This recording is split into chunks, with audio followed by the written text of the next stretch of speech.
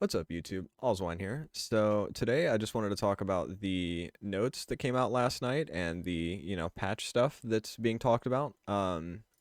So if you haven't looked at this already, at least, for this right here, they did a small patch. They talked about the growth mission bundle, difficulty adjustment, and reward distribution. So they kind of adjusted the Meliadus growth stuff in the store, the difficulty of it, kind of made it a little bit easier and turned around and, distributed the rewards out that were meant to be, adjusted and fixed. And then the big stuff that's coming right now, uh, a lot of this is crazy, like just absolutely insane. They've got a lot of stuff happening that I really just want to get across and tell people now because it is stuff to plan for. So first and foremost, which I'm sure you've seen a lot of people talking about right now, one of the big things that they're talking about doing is giving everybody an SSR hero selection ticket. So you will be able to choose from Elaine, King, Gila, Jericho, Manny, Drake, or Diane. Sadly, you're not going to be able to choose Meliadus because he is a banner unit, but all of the regular SSR heroes, you're going to be able to choose one of them and, add to a potential for one of your characters or get a character you don't have yet. Like, say, for instance, if you're missing that one little bit of synergy that you're looking for, like you need Manny or Diane, then you can grab that, pick that up, throw it on your team, and go ahead and start working on it. They've done a lot of difficulty adjustments on stuff. So like the path of exploration stuff, they've adjusted to where if you were struggling going through that through the little missions tab and then the path of exploration, little section. Specifically, they were talking about the catch stuff, like so having to do a bunch of fishing or capturing a bunch of pets and stuff like that. They were saying that that was just a bit too resource heavy and resource grindy. The repetitiveness of it was just causing people to give up on it, so they wanted to improve that, reflect that in what you've already done and then give you the rewards as necessary. Um they will now be giving star fragments upon obtaining new skins. So whenever you get your first, like say for instance you get an engraving, it gives you the skin. They will actually be giving 500 star fragments for every skin you collect. So there's even more incentive to collecting all the engravings, so you get all the skins for the first time. Now this will not keep reapplying, so if you get the same engraving over and over and over, it will only happen when you get the skin the first time and that's it. But you can, definitely see the worth and potential in getting as many of the skins as possible because you will farm star fragments out pretty decently that way. Another thing is the option to display other players' combat effects. This was something that I had personally experienced when playing with some friends, was that having 5 people in a group and everybody's throwing stuff, especially, flashy characters like Meliadus, where you've got all these big, black bursts of energy, it's really obnoxious to try and see little, targets and little characters. So once again, specifically fighting like Gila was the first time I had ever experienced too many combat effects all at once. So you'll be able to turn off other players' combat effects. That way you don't see all these giant visual explosions and stuff kind of blocking your screen because there's 5 people throwing abilities all at one thing. Next, they will be adding the Abyss difficulty to 2 of the bosses. So the Gila dungeon and the, what was it, the Warden Orgot right here. They will both be getting a higher difficulty. So there will be the Abyss difficulty for both of them, and that will be a higher tiered, like a step above Hell. And they will actually be giving SSR fragments. So for limit breaking your weapons, you will be able to farm those instead of having to go through your world, farm out all the stuff like the platinum and everything, which is, God, you need that resource for everything. And then having to break the weapon down and salvage to in turn, use those for the minimal amount of limit break you'd get, and you have to do that for all 3 weapons. I mean, it just gets, kind of resource grindy, but thankfully with this, they'll actually be adding the weapon limit break stones stuff to the Abyss difficulty. So there's going to be so much value out of running these if, we're able to. I don't know how hard it's going to be yet, but I imagine it's going to be tough, but it's going to be fun. And then down here, they've got the HP recovery stuff, which I know we've all experienced, where you go into a boss dungeon, either at full health, you go through, you get fucked up, you beat it, and then you want to run it again, and you forget to heal, or you're already hurt going into it, and you've oh fuck, I'm at 30% health and I'm going into this fight and I got to sit here for 5 minutes healing with Tiora or burst some of my food or, something. Now they're going to be adding a way for it to HP fully restore when you enter something like that. So whenever you go into content like dungeons, boss challenges, hero trials, it will actually heal you at the beginning of it. So you don't need to worry about, oh no, is my health going to be, correct? Do I need to go stand at a pillar and wait or, whatever. So that's definitely a really good quality of life increase. The gathering material availability for a lot of like kind of commonly grinded stuff, but not like the highest tier rarity stuff like gold ore, flower petals, tree sap. That will be in more availability and more abundance from what they're saying. They're going to increase the rates that they spawn and whatnot.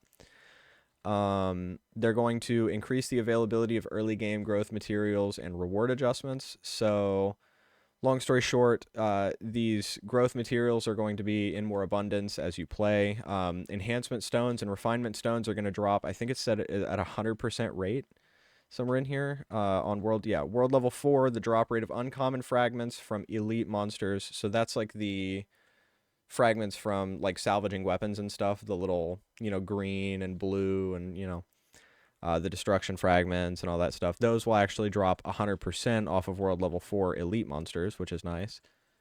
But the quantities, like I was saying, of the enhancement stones and refinement stones in mastery dungeons will be there as well. So that's good because the mastery dungeons kind of needed more. They're a bit lacking. Like I talked about in one of my other videos, like just kind of a not great place to spend your keys.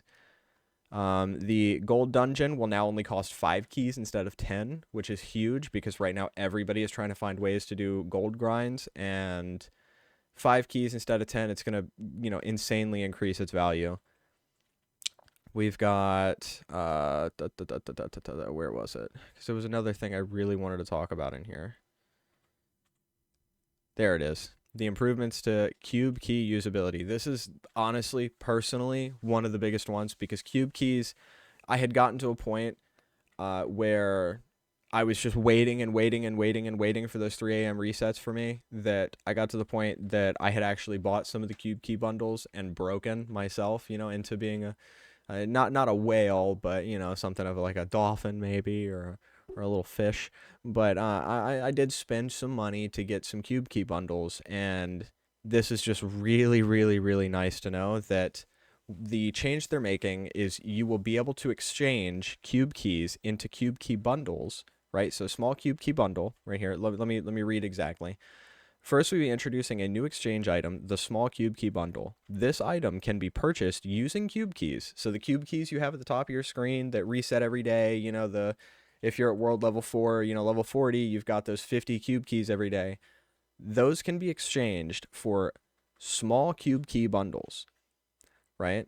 So it allows players to convert their daily cube key charges into bundles that can be stored and used at a later time. This is fucking amazing. Like this is the best part of the update for me. Like the free SSR is awesome, but what really sends it home for me is how much they are trying to adhere to not only pay-to-play characters, your pay-to-play people who are like spending all of their money all day long to be able to keep grinding and not worry about, oh, I don't have to go back and, sit here and wait until 6 hours later for the reset to happen, or, oh, I've just did it right at reset, now I've got 24 hours to wait.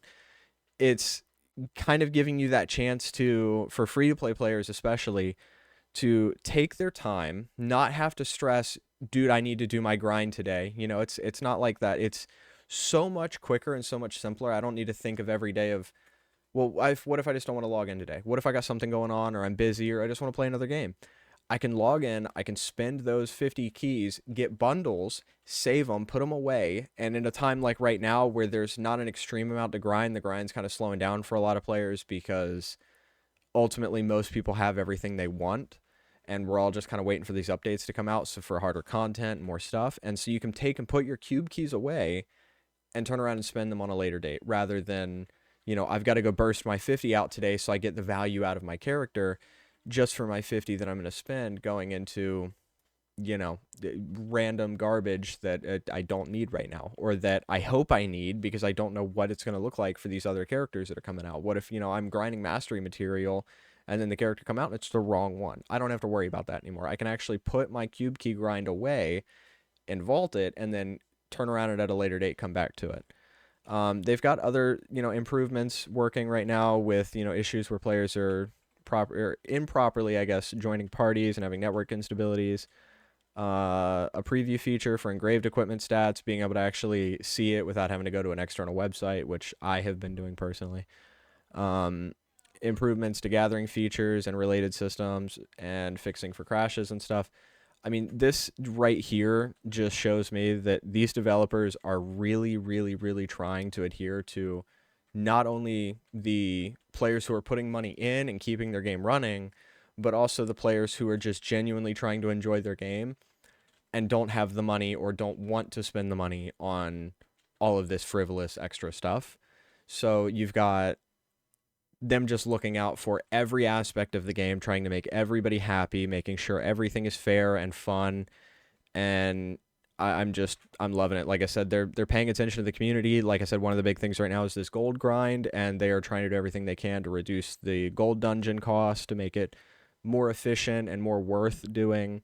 They're increasing everything for enhancement and refinement stuff. Like, they're not trying to horribly extend your grind to add to their game. They're trying to make their grind fun. And that is just one of the biggest things for me in a game like this. Like, other games that have been similar to this try to take stuff away rather than add stuff to. They try to nerf stuff down to make stuff harder for you to, be able to grind. So they make, a grind this long into this long just to extend the content of their game, so that when they do, are trying to come out with content, they can take a little longer on it and it not be as bad. This game is just adhering to wanting you to be able to grind, wanting you to enjoy the game, not having to worry about, they're putting up these little walls so they can still make some money, but they're making it so much easier for free to play players to enjoy. It is honestly phenomenal. Like I said, I don't do, posts about updates like this specifically, but it also kind of came out of left field and was one of the best updates I could have expected from them. So this was phenomenal. I fully support these developers. Every dime I've spent on this game has just been personally worth it. Like, I absolutely love this game. That'll be about it. I mean, that's pretty much all of the update notes and everything. So if you like my content, please feel free to like and subscribe. Comment down below if you have any information or any like theories about, maybe when the update will come out, or anything else you'd like to really see in the update. But other than that, y'all have a good rest of your day.